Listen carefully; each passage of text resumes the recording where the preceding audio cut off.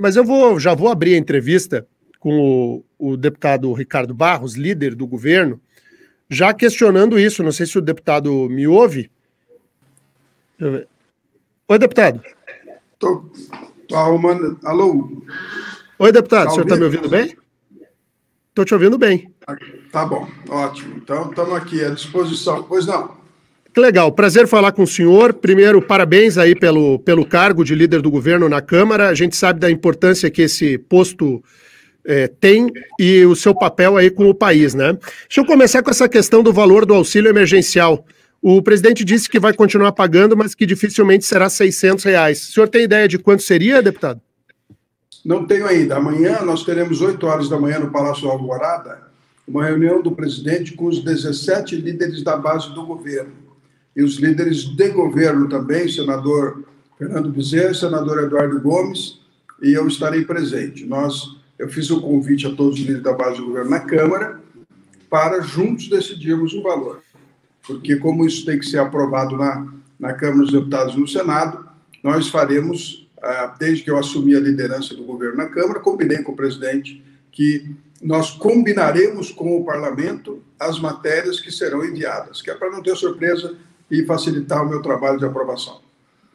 Deputado, o senhor diria que a base do governo Bolsonaro hoje é composta por quantos parlamentares?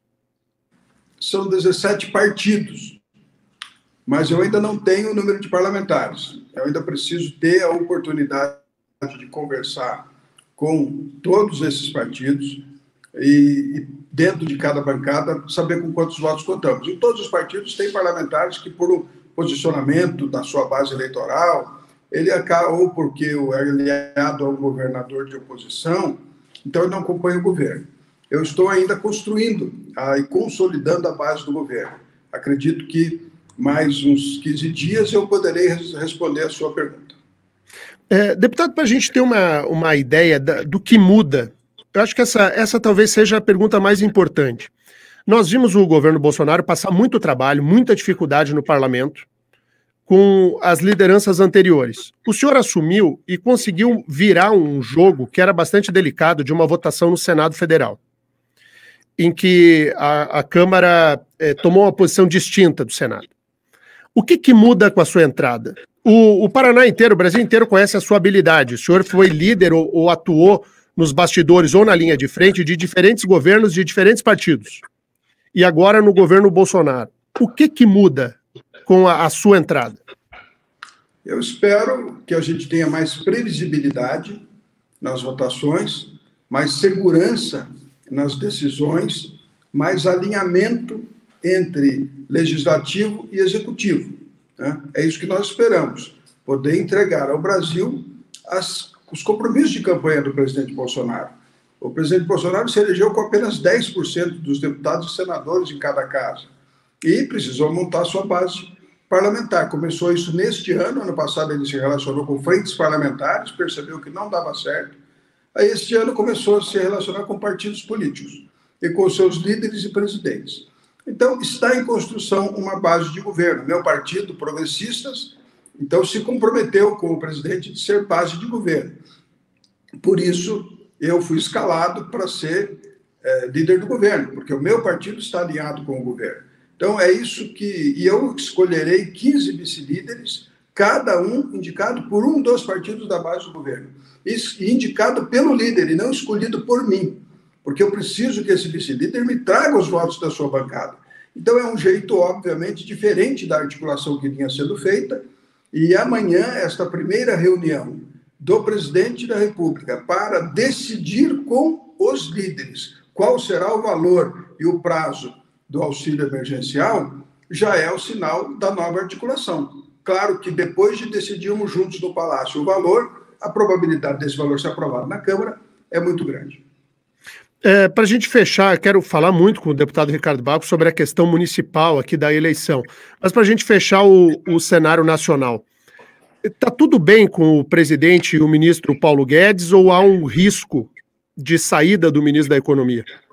Não, nenhum risco de saída do ministro da Economia. O ministro Paulo Guedes vamos dizer, ele é um professor, um catedrático, uma pessoa que tem um poder de convencimento muito grande e ele está convencido de algumas soluções para os problemas do Brasil que não estão na sintonia do presidente Bolsonaro, né? Então, ele queria cancelar o bônus salarial para incorporá-lo no Renda Brasil. O presidente não concordou, né? Ele quer criar um novo imposto de movimentação financeira, ou o imposto sobre transações eletrônicas, porque o comércio eletrônico cresceu muito e precisa ser tributado. Então, ele fala, bom, se queremos desonerar a folha, o empresário hoje paga 20%, né, de imposto de INSS sobre a folha de pagamentos, e nós queremos reduzir isso para 10%, queremos facilitar a empregabilidade, queremos mais pessoas com carteira registrada, com estabilidade, com emprego formal. Bem, se nós queremos reduzir o encargo da folha, nós temos que substituir por outra arrecadação. Ele está propondo esse imposto sobre movimentações eletrônicas. Mas o presidente da Câmara já disse que não vota o imposto, não quer o imposto de movimentações eletrônicas. Ele quer privatizar. O presidente também quer privatizar. O presidente da Câmara não quer votar as privatizações. Então, é uma construção de uma solução possível. A política é arte do possível, não é arte do que se quer. Então, o presidente Bolsonaro e o ministro Paulo Guedes precisam, primeiro, entre o governo internamente, decidir a solução possível e aí ver se é possível também aprová-la no parlamento. Não há briga entre eles. Há apenas uma escolha de caminhos, que o ministro Paulo Guedes atua mais tecnicamente e o Bolsonaro, claro, o presidente Bolsonaro, olha mais politicamente a repercussão das soluções que estão propostas. Muito bem, vamos falar um pouquinho da eleição aqui em Curitiba, em outros municípios. Deputado Sim. Ricardo Barros, a sua filha, a deputada estadual Maria Vitória, será a vice do prefeito Rafael Greca? Bom, isso é uma decisão que ele tem que tomar. O prefeito Rafael Greca me disse que prefere Eduardo Pimentel, do PSD, para ter o apoio do governador e tentar vencer as eleições no primeiro turno. Eu concordo com este raciocínio. Acho que Eduardo Pimentel, neste momento e neste quadro, é a melhor solução para o prefeito Rafael Greca. Como o Ney Leprevot está candidato, né, e pode inviabilizar a solução de Eduardo Pimentel continuar vice do Rafael Greca e continuar representando o governo do Estado na chapa do Greca, então abre-se uma possibilidade do nosso partido, que tem o maior tempo de televisão disponível, né, porque o PT e o PSL, que são maiores do que nós, não estão disponíveis para a aliança com o Rafael Greca, eu sou tesoureiro do Diretório Nacional, a candidata seria mulher, portanto, com fundo partidário mais expressivo, porque nós temos que investir 30% do fundo partidário em mulheres, e pelo fato dela ter sido a única candidata que o apoiou no segundo turno da eleição passada, todos os demais candidatos do primeiro turno não se manifestaram, ela foi a única que tomou posição, e tomou posição quando ele estava atrás da pesquisa do Ney Leprevot. Então, nós achamos que o Progressistas é uma opção. Claro que tem outras opções de vice para ele escolher, e a decisão é dele, né? Nós estamos aguardando essa posição, e se não houver a possibilidade de estarmos juntos na chapa, lançaremos candidato próprio. Essa era a minha questão. Se porventura o PSD não lançar o Ney Leprevot e o Eduardo Pimentel for vice do Greca, o Partido Progressistas, ou o Progressistas, como hoje se chama, terá candidatura própria, então, a prefeitura, ou pode compor uma coligação? Não, nós pretendemos, aí, neste caso, ter candidatura própria, porque o partido tem uma chapa de vereadores muito boa, construímos uma boa chapa de vereadores e já disputamos a eleição com candidatura própria na última eleição e pretendemos manter a posição, porque todos os partidos, DNA, têm que ter chapas completas na próxima eleição de deputados estaduais e federais. São 81 candidatos a deputado estadual e 45 candidatos a deputado federal para cada partido. E essas lideranças precisam ser construídas. Por isso é que nós temos, em Foz do Iguaçu, a Bibiana, candidata a prefeita, em Cascavel, a Inês de Paula, em Umuarama, é o Paulo, em Campo Mourão, Rodrigo Salvatore, em Cianorte, o Eliabe, em Londrina, Marcelo Berinatti, que você já vinha tratando da eleição dele, que é muito provável a sua reeleição. né? E assim nós estamos lançando candidaturas próprias em todas as cidades, 130 pré-candidatos a prefeito nós temos do Progressistas do Paraná, justamente porque precisamos construir lideranças para estruturar a nossa chapa. Os que vencerem apoiarão um candidato nosso e os que perderem serão candidatos na nossa chapa. Esse é o compromisso, essa é clara a nossa estratégia. Eu sempre fui muito transparente nas minhas posições e o Progressistas vai trabalhar com essa intenção nesta eleição. Tem uma coisa boa de entrevistar o Ricardo Barros, é porque ele não foge de nenhuma pergunta, ele responde tudo sempre sem fazer mimimi. Então vou lhe fazer uma pergunta que acho que é a questão que todo mundo se faz. É a seguinte: o que o Ricardo Barros acha? Que o Ney é ou não é candidato? A sua impressão? Eu estou entendendo, ontem ele anunciou o apoio da Democracia Cristã, partido que se propôs a apoiá-lo, e ele fez lá a reunião com a executiva da Democracia Cristã e anunciou esse apoio nas redes sociais. Então, me parece que, no momento, o Ney Leprevaux caminha para ser candidato, né? Eu não tenho... Para nós, a decisão é dele, né? E a decisão dele vai refletir na situação do Rafael Greca. Hoje estou indo, daqui a pouco estou decolando para Maringá, vamos lançar lá a candidatura em Maringá dos progressistas, candidatura própria também. Nós, então, estamos trabalhando com esta lógica, né, de ter essas candidaturas próprias, que é a nossa preferência. Eu vejo, Daniel, que o quadro político ele se delineia por um conjunto de decisões, né? E estamos absolutamente tranquilos, nós progressistas, porque nós estamos olhando para a eleição de 2022. Né? O que nós tínhamos que construir para 2020, nós já construímos. Não é a hora de sair correndo e inventar soluções. Tudo que nós vamos fazer, nós já sabemos o que vamos fazer. Para a gente fechar, olhando para 2022, qual é o destino do Ricardo Barros? O senhor já pensou uma candidatura ao Senado? Vai repetir a deputação federal? Pode ser outros cargos? Como que o deputado Ricardo Barros olha para si mesmo diante da eleição de daqui 2 anos? Bem, vamos ver como evoluem, né, as questões. Como fiquei agora líder do governo Bolsonaro na Câmara dos Deputados, aqui no Paraná, me parece que ficarei com a imagem mais próxima do presidente Bolsonaro entre todos os que estão alinhados com ele. O governador Ratinho, que o apoiou, o Francisquini, que também disputou com ele, mas depois teve uma divergência, os demais, a aliança, né, o Felipe Barros, a Aline. Então, me parece que eu ficarei com a imagem mais próxima do presidente. Vamos ver como isso pode refletir lá na eleição em 22. Nós temos para a majoritária em 22 o Marcelo Bellinati, que deve se reeleger, se for reeleito prefeito de Londrina, é um excelente nome para disputar governo, Senado ou vice. Temos Ricardo Barros, temos a governadora Cida Borghetti, né, que pode disputar uma posição majoritária, e temos o Silvio Barros também, que é um excelente quadro de gestor de recursos públicos, que pode também se apresentar.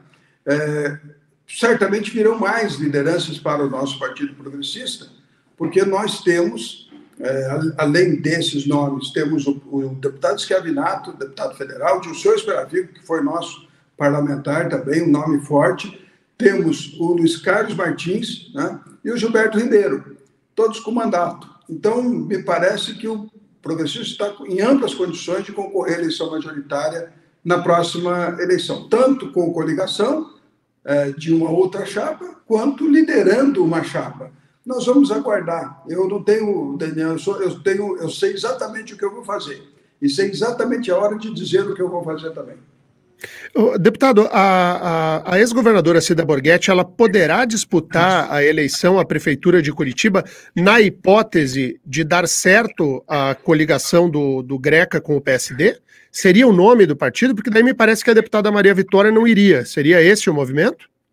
Nós temos essas opções, né? Luiz Carlos Martins, que é nosso eleitor de Curitiba e liderança importante, Maria Vitória, Cida Borghetti, são opções, né? Eu acho que ficaria entre esses nomes, mas pode também ser um outro nome, um empresário, uma pessoa fora da política, que em determinadas pesquisas isso é apontado como uma oportunidade. Então, vamos aguardar. Eu não tenho ansiedade nenhuma. Nossa convenção será no último dia e nós vamos, então, tomar a decisão que será anunciada a todos. Antes disso, ninguém vai saber. O senhor deixou para os 45 do segundo tempo, é isso. Eu quero só lembrar os ouvintes e seguidores aqui o seguinte, de como o deputado Ricardo Barros é habilidoso. Outro dia eu fiz um comentário aqui no jornal dizendo que o senhor dança a música que vier. Se vier samba, samba. Se vier gafieira, vai na gafieira, que tem muita habilidade. Na eleição em que Cida Borghetti foi vice do Beto Richa, também foi uma decisão dos 48 do segundo tempo, né, deputado? Eu havia dito eu sou muito transparente na nossa relação política com os aliados, porque são aliados, são pessoas de confiança nossa. Nós temos amizade pessoal, né, tínhamos com o Beto Richa, temos com o Rafael Greca, com o governador Ratinho também, é nosso amigo pessoal, independente das questões políticas, a gente tem boa relação pessoal e por isso eu sou muito transparente. Naquela eleição eu falei ao governador Beto Richa, ou a Cida será vice, ou o Silvio Barros será candidato, né? Então, ficou decidido e é isso que aconteceu. Agora, nessa eleição também, ou nós teremos a vice ou nós teremos candidato próprio. Já tive essa conversa com o prefeito Rafael Greca e com a Margarita Sansoni sobre como conduzir o processo, né? Não é uma questão de divergência, é uma questão de plano de ação do partido. Então, eu tenho amizade com vários prefeitos com os quais nós vamos ter candidato próprio disputando a eleição contra eles, né? Mas não por divergência ou por não concordar com a administração, porque é uma necessidade dos partidos construir suas lideranças. Então, o jogo é claro e transparente, é o que vai acontecer. Muito bem. Deputado Ricardo Barros, bom trabalho. Muito obrigado pela atenção aqui ao jornal. Obrigado, Denian, obrigado a todos. E vamos agora, hoje, abrimos as convenções. Hoje tem convenção do Rafael Greca, né, lá na Sociedade Garibaldi, e em Maringá também convenção do Progressistas, e vamos anunciar ao meio-dia se o candidato será Coronel Aldilene, que foi a primeira mulher a comandar a Polícia Militar do Paraná, ou se será Silvio Barros, ex-prefeito de Maringá. Logo, meio-dia, todos vão saber. Um abraço. Muito bem, um abraço. Deputado Ricardo Barros conversando conosco aqui no jornal, no canal do Denian. Muito boa a entrevista. Obrigado, Pietro, pela produção. Tivemos uma conversa aberta, né, franca, falando aí sobre as questões lá de Brasília, mas sobretudo quanto ao jogo eleitoral aqui em Curitiba. O fato é o seguinte, muito dificilmente, estamos na possibilidade de derrubar o Ney da candidatura. Isso existe? A possibilidade do Ney não sair? Claro que existe. Em política pode tudo, até vaca voar. Saibam disso. Mas hoje, a candidatura do Ney está posta, ainda que haja uma oposição, um fogo amigo.